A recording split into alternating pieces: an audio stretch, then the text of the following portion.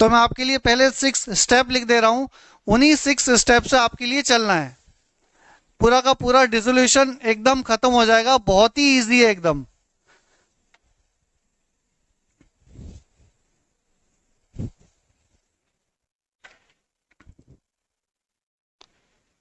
Steps for solving dissolution. Step number 1, transfer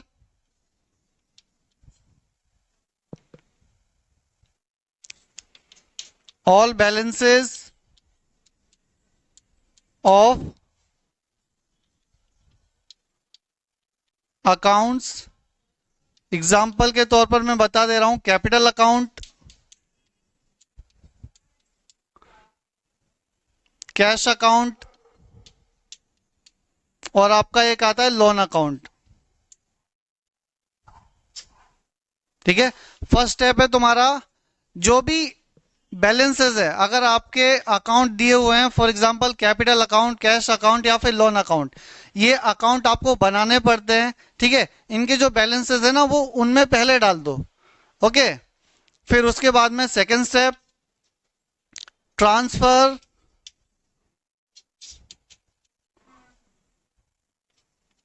all assets to realisation account.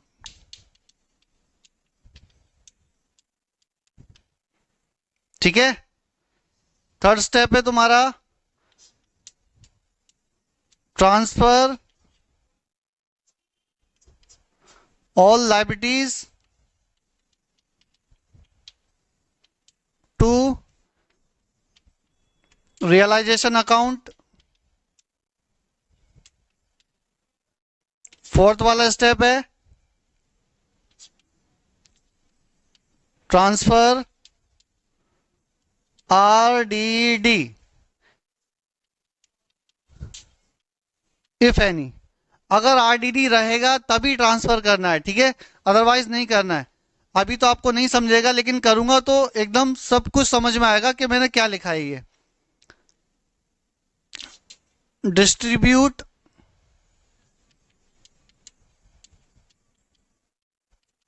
All reserves.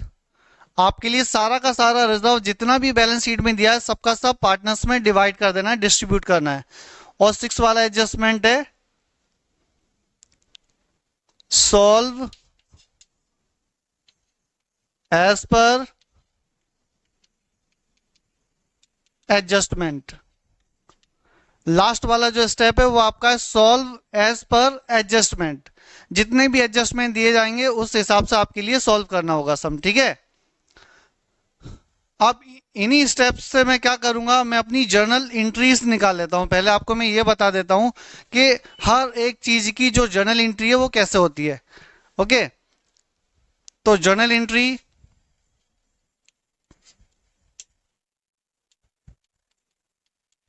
Entries for dissolution.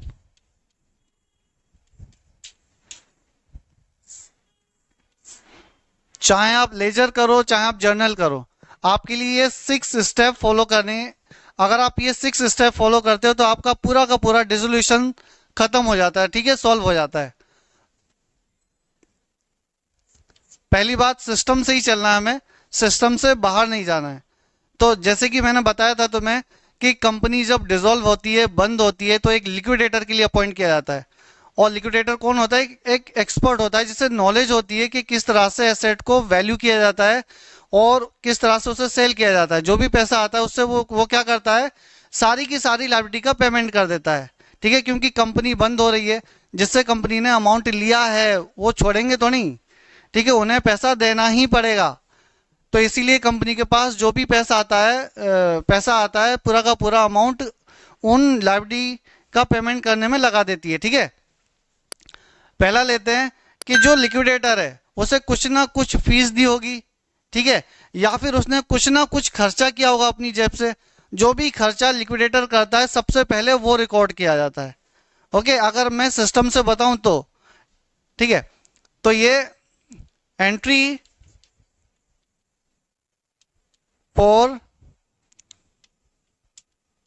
Dissolution और realisation expenses, realisation expenses, ठीक है। Dissolution का खर्चा या तो realisation expenses का खर्चा, जो भी खर्चा लिक्विडेटर करता है वो खर्चा कौन भरती है? कंपनी भरती है, क्योंकि वो लिक्विडेटर का खर्चा नहीं है, वो कंपनी का ही खर्चा है, लेकिन लिक्विडेटर ने भर दिया है तो कंपनी पेमेंट करेगी, ठीक है। तो उसकी एंट्री क्या आती है? एंट्री आती है उसकी रियलाइजेशन अकाउंट डेबिट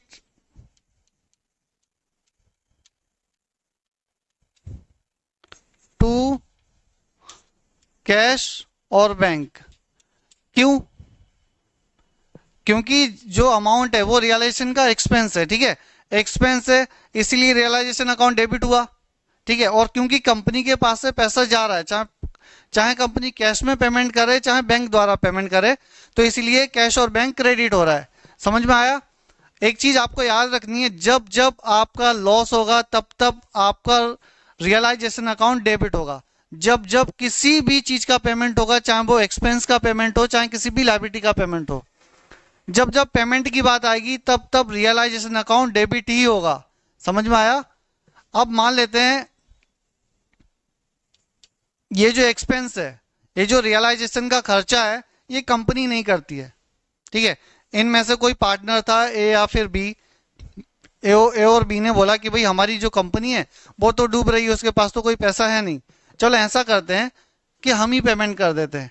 या ए या फिर बी, इन दोनों में से डिसाइड किया किसी भी एक ने, ठीक है।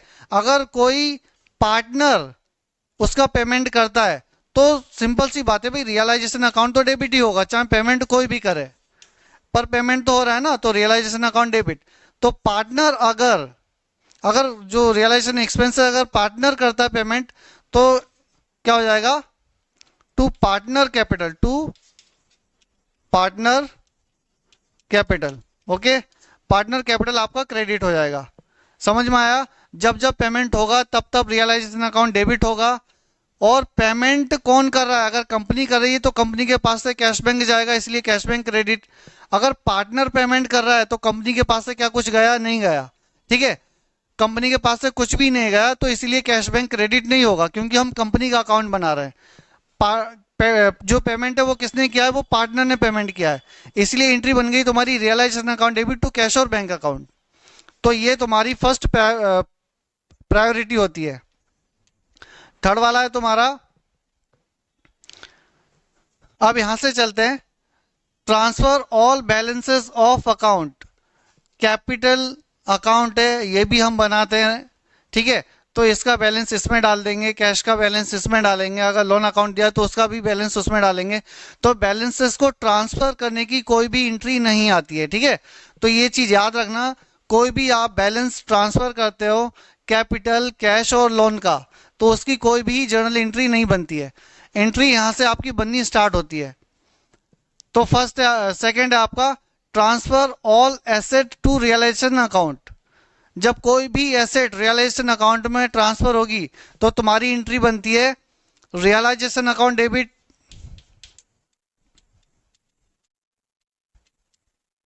To each asset, each asset, ठीक है, realisation account debit to each asset. जितनी भी एसेट यहां पर मैं रियलाइजेशन अकाउंट में डालूंगा उतनी की सारी एसेट की लिस्ट यहां पर आ जाएगी, ठीक है, सारी की सारी एसेट क्या हो जाएगी? क्रेडिट हो जाएगी। समझ में आया? अभी थर्ड वाला है transfer all liabilities to realisation account. अब ये क्या? ये तो लाइबिलिटी है, एसेट ट्रांसफर की तो रियलाइजेशन अकाउंट डेबिट हो गया, ठीक है, और ईच एसेट क्रेडिट हुई। लेकिन ये क्या है? अब मैं ये लाइबिलिटी को ट्रांसफर कर रहा हूं तो ये उल्टा हो जाएगा, रिवर्स हो जाएगा, ठीक है, रिवर्स हो जाएगा। तो रिवर्स क्या होगा? अभी यहां पर आएगा each liability, each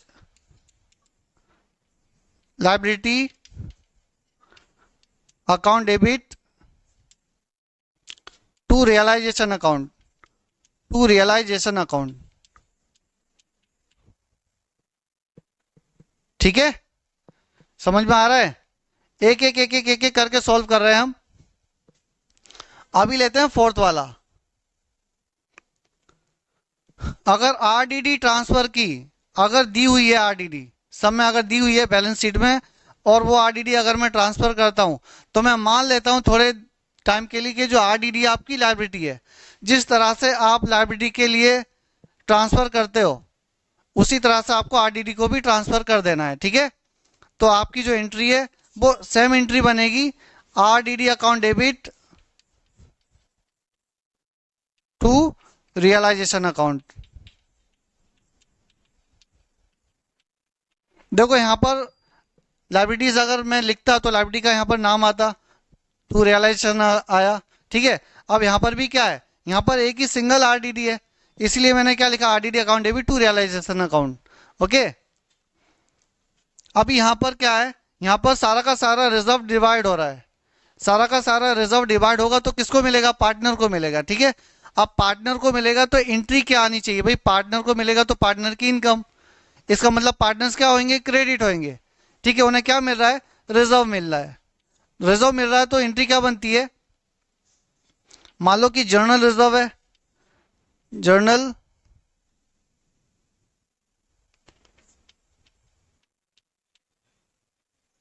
reserve account debit profit और loss account debit to partners. ठीक है, सारे के सारे रिजर्व डेबिट होंगे और पार्टनर्स क्रेडिट हो जाएंगे। ठीक है, जिनको भी जो भी रिजर्व मिलेगा। अब लास्ट वाली एंट्री बची है, सॉल्व एज पर एडजस्टमेंट।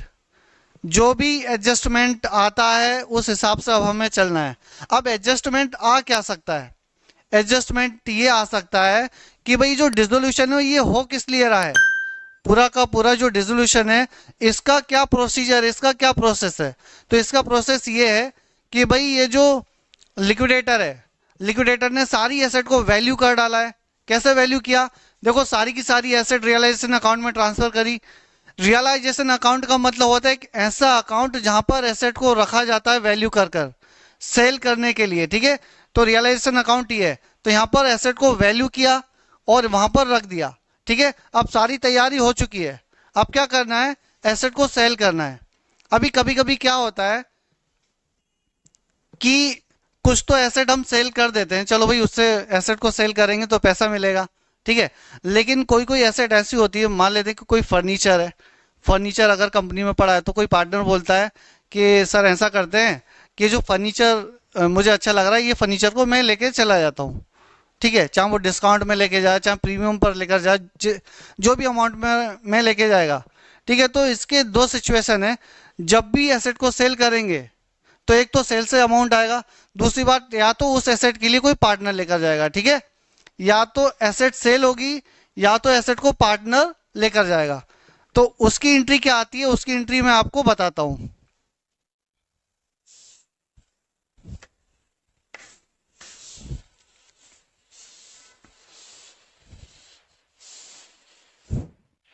ये 6 स्टेप्स तो मैंने कर दिए,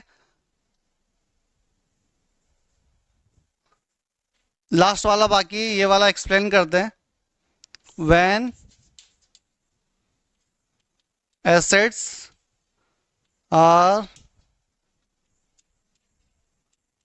रियलाइज्ड, रियलाइज्ड का मतलब होता है सेल कर दी। ठीक है, सोल्ड, रियलाइज्ड या फिर सोल्ड। अब मुझे बताओ, जो तुम्हारी एसेट है वो सेल होगी तो पैसा आएगा, है ना, पैसा आएगा तो क्या होगा, बैंक अकाउंट डेबिट, कैश और बैंक अकाउंट डेबिट। ठीक है, बैंक अकाउंट डेबिट क्योंकि बैंक में पैसा आ गया, to realisation account, bank account debit to realisation account. समझ में आया, बहुत सिंपल है। दूसरी बात है, when asset taken over by any partner, जब कोई भी एसेट कोई पार्टनर लेकर जाता है तो उसकी एंट्री क्या आएगी। मान लो कुछ एसेट तो हमने सेल कर दी, लेकिन कुछ एसेट पार्टनर एग्री हो गया कि भाई ये वाली एसेट मैं लेकर जा रहा हूं, ठीक है। अब एसेट को पार्टनर लेकर गया तो वे पार्टनर को एसेट मिल गई, ठीक है। अब यहां पर आएगा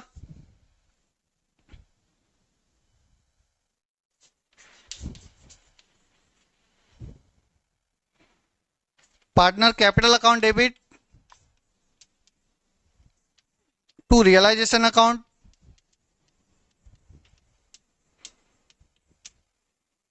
ओके। थर्ड वाला है, अब मान लो कि जो लिक्विडेटर है उसने क्या किया, एसेट को सेल कर दिया। एसेट को सेल करने के बाद में बहुत सारा अभी पैसा जमा हो गया। अब पैसा जमा हो गया तो अब जो आउटसाइडर लायबिलिटी है, जैसे क्रेडिटर है, डिबेंचर होल्डर है, और जो बैंक लोन जहां से हमने लिया है, वो लोग अभी चिल्लाने लगेंगे, बोलेंगे भाई मुझे दो मुझे दो मुझे दो, ठीक है।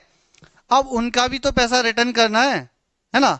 आपने अपना तो फायदा देख लिया, लेकिन जो आपने ले रखा है ऑलरेडी उन्हें भी तो देखना है। अब आपके पास बैंक में पैसा आ चुका है, अब ये जो अमाउंट है उसको आप यूज करो, ठीक है। अब मान लेते हैं जो क्रेडिटर है, बैंक लोन है, किसी भी आप लायबिलिटी का जब पेमेंट करते हो, तो मैंने बताया था जब जब आप किसी भी लायबिलिटी का पेमेंट करोगे तो रियलाइजेशन अकाउंट डेबिट होगा, रियलाइजेशन अकाउंट डेबिट होगा, ठीक है।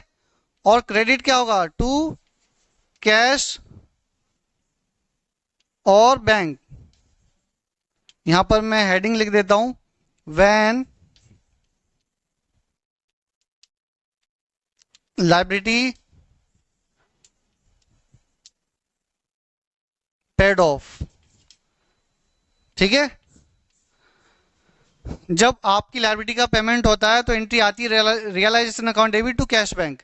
अब जैसे कि मैंने तुम्हें बताया था कि जो रियलाइजेशन या फिर डिसोल्यूशन एक्सपेंसेस था, अभी जो रियलाइजेशन डिसोल्यूशन एक्सपेंसेस था या तो कंपनी खुद करेगी उसका पेमेंट, ठीक है, लिक्विडेटर को खुद अपने पास से देगी, या तो उसका कोई पार्टनर एग्री हो जाता है कि भाई चलो कंपनी तो डूब ही रही है, ऐसा करते हैं हम ही दे देते हैं पेमेंट, ठीक है। वैसे ही यहां पर भी है लायबिलिटी में, जब जब लायबिलिटी का पेमेंट होगा तो कैसे होता है, अगर कंपनी के पास पैसा है, अमाउंट है, तो ठीक है भाई दे देगी realisation account debit to cash bank. अगर नहीं है तो बहुत सारे दयावान होते हैं पार्टनर, तो वो क्या करेंगे, बोलते हैं भाई हम दे देंगे। कंपनी ने पेमेंट किया किसी भी लायबिलिटी का तो एंट्री क्या होती है, realisation account debit to cash bank. और इस लायबिलिटी का अगर पेमेंट कोई पार्टनर करता है तो भाई पेमेंट तो हो रहा है, रियलाइजेशन अकाउंट तो डेबिट होगा ही, ठीक है। तो realisation account debit to partners, partners capital, ठीक है। ये तुम्हारी एंट्रीज है जो डिसोल्यूशन से रिलेटेड है, सारी की सारी एंट्री तुम्हारे पास रखी हुई है। बची कुची जितनी भी एंट्री है मैं बताऊंगा, लेकिन उससे पहले मैं आपको एक फॉर्मेट देता हूं, एक फॉर्मेट बताता हूं कि उस फॉर्मेट के जरिए ही आपको जर्नल एंट्री याद करने की भी कोई जरूरत नहीं है, सिर्फ आपको ये 6 स्टेप याद रखने हैं। ये 6 स्टेप याद रखोगे आपको पूरा का पूरा डिसोल्यूशन आपका जो है वो खत्म हो जाएगा इन 6 स्टेप से। और